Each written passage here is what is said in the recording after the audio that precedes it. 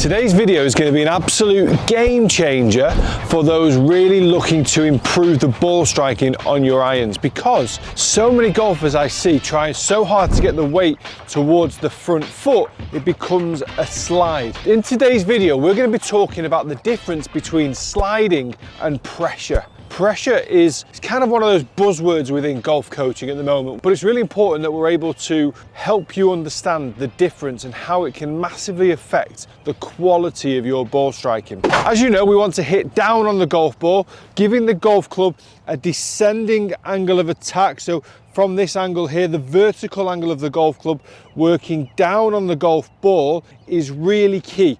We often want to see the golf club making contact with the ground just after impact. So we generally start to see a divot in and around here just after the golf ball. So if we imagine that arc on the golf swing, the club head's working down, hits the golf ball, continues to work down into the ground. Now, for those golfers that actually slide into the golf ball, what we tend to see is the golf club landing around kind of very close to the ball, obviously, but then when you slide, the club moves left, so you almost drag the handle to the left of the golf ball. So you never really get this compression into the ball, and you never really get this divot slightly after the golf ball. We want to try and get the sensation that we're working down into the golf ball, then slightly into the ground. Guys, if you are new to the channel, please do consider subscribing. Also, if you think this tip is going to help any of your friends, please also share the link to them as well. Lots and lots of content coming to the channel, including more golf tips, club reviews, which will be starting from around March onwards, and also some fantastic course vlogs from places just like this, Jumeirah Golf Estates in Dubai. The slide is an area that a lot of golfers get wrong, because as you get to the top of the backswing, you start to move this lead hip over and past the lead foot. And one of the things I really don't like to see is this lead shoulder over and in line with the lead foot as well, because what that tells me now, if you see here, my sternum is past and left of the golf ball for me as a right-handed golfer. My left knee is past my left foot.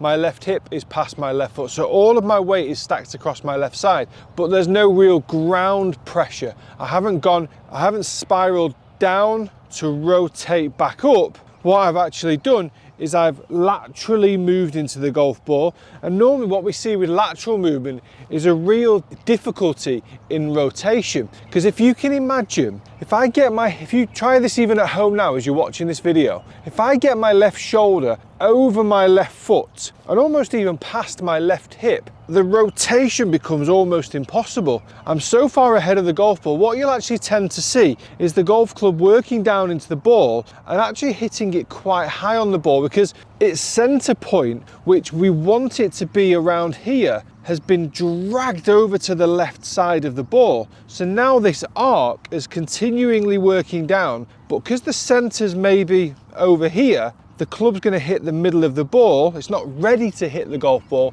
at the point that we want it to be. So pressure is really key. So what I want you to try and do is, you get to the top of the backswing, obviously once you've made a nice full rotation, I want you to try and feel that you're stamping, you're pressuring your left heel into the ground. So imagine you're stood on anything.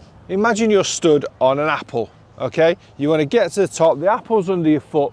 I want you to squash the apple into some apple juice. All right, so I want you to squash the apple. Now at this point, my left hip is still over my left foot, but it's inside. My left shoulder is still inside of my left foot as well. Now I'm in a position where my weight is pressurized into my left side, but my shoulder's behind my left foot. So I've got space to be able to rotate. If I can rotate, then obviously we're able to get into a nice kind of finish position. But as you also know, rotation breeds power, or one of the breedings of power. So we need to make sure, top of the backswing, we're going to pressure into this left side, and then we're going to turn. All right, so as the body weight pressures into the left side, the arms work downwards. Now we've got this angle of attack that's going to hit down on the golf ball, but it's going to bottom out just after the golf ball.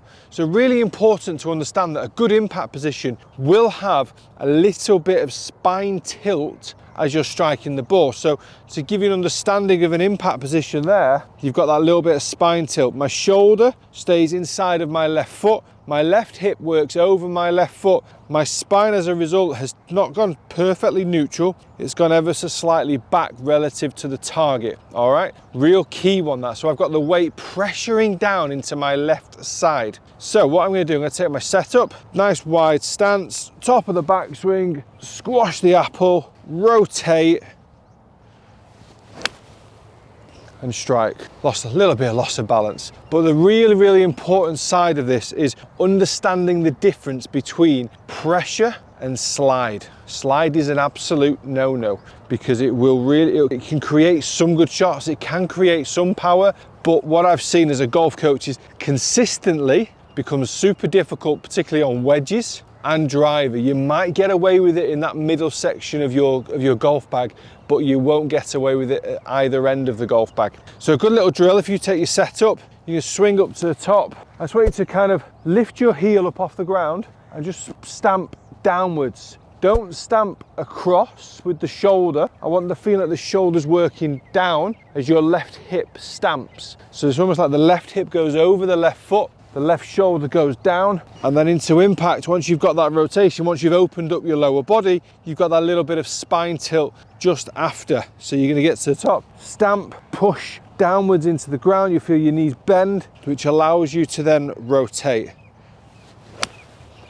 Oh, and the strike is just sensational. And that is going to make a huge difference on helping you pure your irons. Guys, thank you for watching. Take care, see you soon. There are 5 really important keys to understanding how to hit good drivers the majority of the time. I'm not going to lie to you, say every single time, because if you play golf for, you'll know that that is not the case.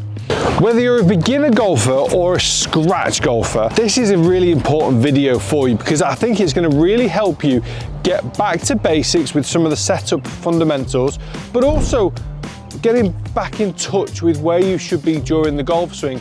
And let's be fair, the most important part of every golf swing is impact. We're going to talk about that in this video too. I'm going to touch on grip to start with. Now, if you watched a lot of my videos, you know I'm an advocate, and probably hopefully, like most golf pros are as well, that we need a grip to be relatively neutral. And I say relatively because whether it's slightly strong or slightly weak, it's not the end of the world. But when it's super weak or super strong, okay, it might not be the end of the world, but it's not going to be great for your golf. One of the important aspects to hitting good tee shots is distance, speed. When you've got your hands into a position that for strong-handed golfers don't allow you to release because you'll hook it, you're now losing loads and loads of power. You're losing lots of flash speed through the golf ball.